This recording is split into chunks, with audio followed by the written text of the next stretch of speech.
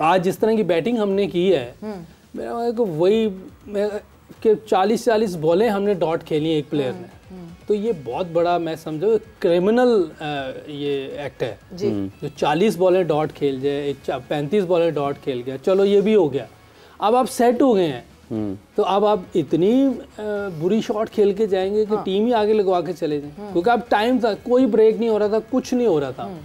अब उधर आप 40 ओवर तक खेल जाते, हमारा 300 रन होने थे, 300 रन पे इन पे बहुत ज़्यादा प्रेशर है, 240 का कोई प्रेशर नहीं होता।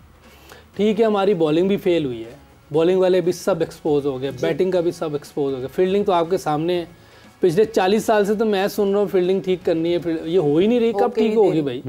तो ये कब चीज़ें ठीक होनी है? कोई चीज़ हमारी अप टू मार्क नहीं है, तो ये सिस्टम का फेलियर है, इसको हमने बेहतर करना। बिल्कुल, कप्तान बदले जा रहे हैं, शक्लें बदली जा रही हैं, गलतियां वही हैं, गलतियां उसी तरह चलती जा रही हैं। मतलब अगर बाबर से मोहम्मद रिजवान का सफ़र हो गया तो लग ऐसे ही रहा है कि वही सिर्फ मोहम्मद रिजवान है, मगर बाबर की तरह की गलतियां, वही मिस्टेक्स, कोई एक दफ़ा पाकिस्तान टीम ने एक दफ़ा इस मैच में जो है वो टीम इंडिया को चैलेंज नहीं दिया। मगर एमन, ये तो हम सबको पता था, जिस वक्त ये मैच स्टार्ट हो रहा था उस वक्त team India was the favourite team. Pakistan team अपनी उस शायद कहीं अनप्रिडिक्टेबिलिटी फैक्टर की वजह से जो है हम कहीं ना कहीं सोच रहे थे कि पाकिस्तान कुछ कर जाए, बट अब तो अनप्रिडिक्टेबल भी नहीं रही Pakistan team, they have become predictable. जिस तरह हाफिज ने बताया कि 24 में भी 4 दिन इवेंट में गुजरे थे और चौथे दिन तक वी वर गॉन। ये चैंपियंस ट्रॉफी के चौथे दिन में ही वी आर गॉन। तो क्यों हम इतनी उम्मीद लगा लेते हैं अपनी टीम से? पता नहीं। सबसे पहले ये आगाज़ ही मैं हाय से करूँगी कि क्योंकि हम हमेशा ही बहुत ज़्यादा उम्मीद लगा लेते हैं और हमें लगता है back of the mind we know कि यार कुछ होना है, ऐसा ही है कुछ कि भाई मसला तो आएगा और हार जाएंगे, लेकिन फिर भी शायद पाकिस्तानी हैं वो एक पैट्रियाटिज़म जाग जाता है और अपनी टीम के लिए हम जोशीले हो जाते हैं। मगर कि शायद इस दफ़ा हम जीत जाएं, शायद इस दफ़ा हमारी किस्मत जो है रंग ले और हम जीत जाएं, लेकिन होता नहीं है। और सबसे पहले तो मैं अपनी टीम को और पाकिस्तान की और इंडिया दोनों की टीम के लिए गाना जो है ना, इससे ही मैं शुरुआत करूँगी। वो गाना ये है कि अच्छा, मैं एक कदा कलामी की माल चाहूँगा। अगर हम शाहिद आफरीदी साहब ने हमें ज्वाइन किया है, अगर हम शाहिद भाई के पास चले जाएं और उनसे उनकी राय लें, क्योंकि अगर शाहिद आफरीदी, अस्सलाम वालेकुम शाहिद भाई, पाकिस्तान का चैंपियंस ट्रॉफी में तकरीबन सफ़र अपने अख्ताम को पहुँचा है। आप 2023 का वर्ल्ड कप भी आपने देखा, 24 वाला T20 वर्ल्ड कप भी देखा, 25 की चैंपियंस ट्रॉफी हमारे सामने है। क्या एहसासात हैं आपके और कितनी तकलीफ़ हुई आज के मैच के नतीजे से आपको? वालेकुम सलाम इमरान।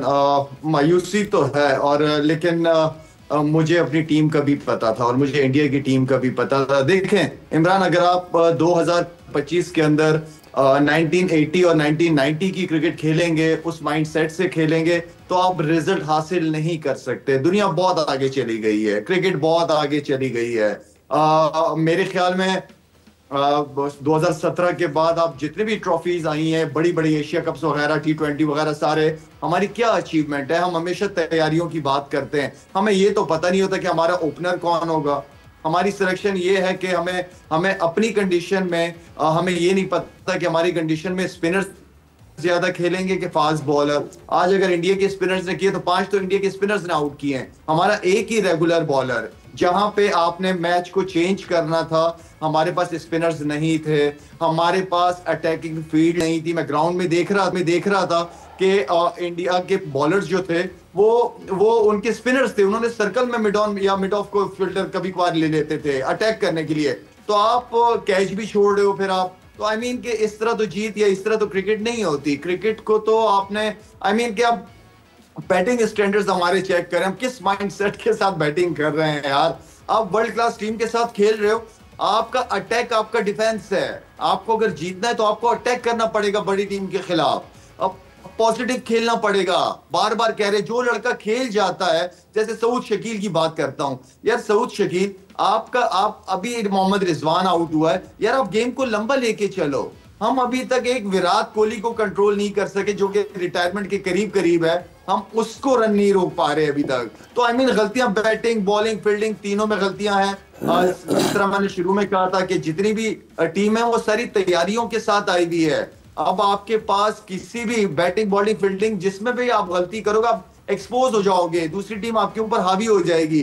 तो बहुत ही अफसोस हुआ है, ऑनेस्टली बहुत ही अफसोस था, लेकिन मुझे तकरीबन 80% रिजल्ट का पता भी था। लाला, आपने सऊद की बात की, बट रिजवान और सऊद की जो पार्टनरशिप शुरू हुई थी उसमें जहां रिजवान ने विकेट गंवाई, जिस पॉइंट पे अभी आपका एक कैच ड्रॉप हुआ है और बच गए आपको एक मौका मिला, फिर से एक दफ़ा आपको फिर से मौका मिला, मगर उसके बावजूद आप अगली जो आने वाली बॉल थी उस पर फोकस ही नहीं कर सके। देयर वाज नथिंग, वो वहाँ कहीं बॉलर का कमाल नहीं था। जिस तरह रिजवान ने जो है एग्जीक्यूट किया वो शॉट, और वो जाहिर सी बात है वो नहीं खेल पाए और वो आउट हो गए। मोहम्मद रिजवान के ऊपर भी तो बहुत सारी जिम्मेदारी बनती है, वो कप्तान है, he needs to lead from front. बिल्कुल बिल्कुल सही कह रही है सवेरा। मैं तो हमेशा कप्तान की एग्जांपल देता हूं कि वो फ्रंट से लीड करता है टीम को। रिजवान और सऊद में से एक को लंबा जाना ही था अगर आपने अच्छा टोटल करना था। तो आई मीन के बैटिंग बहुत बड़ी बड़ी गलतियां की हमने मेरे ख्याल में गेम को उन्होंने ऑनेस्टली उनको तो ये पता था कि ये सारे डॉट बॉल्स ही खेले जा रहे हैं, रन भी नहीं, 3 की एवरेज से तो हम रन कर रहे थे। आप शुरू के पावर प्ले में अगर आप देखें हमने क्या रन किए हैं, ठीक है, आप विकेट भी गंवा रहे हो और पावर प्ले को यूटिलाइज भी नहीं कर रहे होते हो, तो जाहिर बात है जब आप नहीं कर रहे हो तो सामने वाली टीम तो हावी होगी आपके ऊपर। आप जब तक स्ट्राइक रोटेट नहीं करोगे आप बॉलरों के ऊपर प्रेशर नहीं डाल सकते। हम वही वाली बात है कि 80s 90s वाले माइंडसेट से खेलोगे तो आप क्या रिजल्ट निकालोगे 2025 में। शायद भाई, कितने के रन आपके ख्याल में कम किए पाकिस्तान ने, और कितने होते तो पाकिस्तान के पास ज्यादा बेहतर चांस हो सकता था? यार आप देखो, ठीक है, ये पाकिस्तान वाली पिच नहीं थी, दुबई वाली। मेरे जहन में ये था कि 275 280 जो है ना वो अच्छा टोटल होता है इसके ऊपर, और अर्ली ऑन आप 1-2 आउट करते, प्रेशर आप इनके ऊपर आ जाता।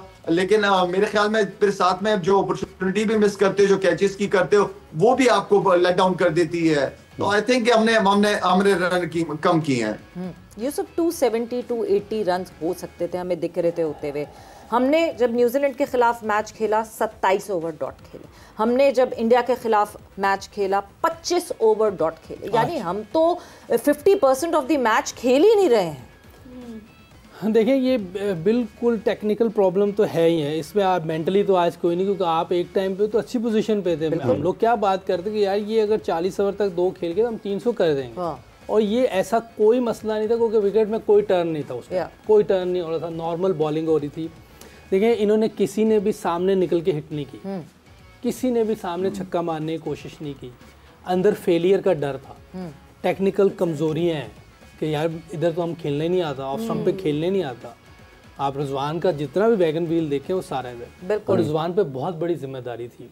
और मैं समझता हूँ कि डिजास्टर इनिंग खेली उसने, जिस तरह की क्रिकेट उसने खेली, रिजवान ने डिजास्टर इनिंग खेली, बहुत ही मायूस कौन इनिंग थी ये। और जब आपने इतनी डॉट खेलने के बाद अब आप सेट हो गए हैं जी, तो अब तो टीम को लेके जाना था। जैसे शेर आयर उनका खेल रहा था, वो स्लो खेल रहा था, लेकिन बाद में उसने देखे 80 प्लस स्ट्राइक रेट से खेला है वो, कोहली से उसने प्रेशर हटाया।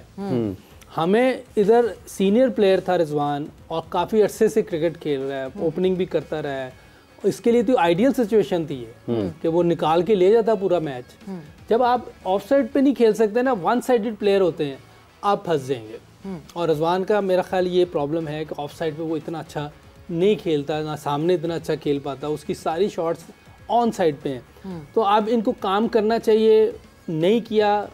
देखें, जब सकलैन कप्तान कोच था ना और मैं बैटिंग कोच था, हमने वर्ल्ड कप का फाइनल खेला, आप लोग भी शायद ऑस्ट्रेलिया आए होंगे, एशिया कप का फाइनल खेला, न्यूजीलैंड में ट्रायंगुलर सीरीज जीते जी। अब उसके बाद सकलैन को हटाया, फिर आप देखें गैरी आया, गैरी रिज़ाइन करके चला गया, गिल्स्पी ने रिज़ाइन कर दिया। ये क्या हो रहा है? ये जिस तरह की चीज़ें हो रही हैं, ये सिस्टम देखिए कहाँ जा रहा है, ये हो क्यों रहा है? इन चीज़ों को पकड़ना चाहिए, क्यों हो रहा है?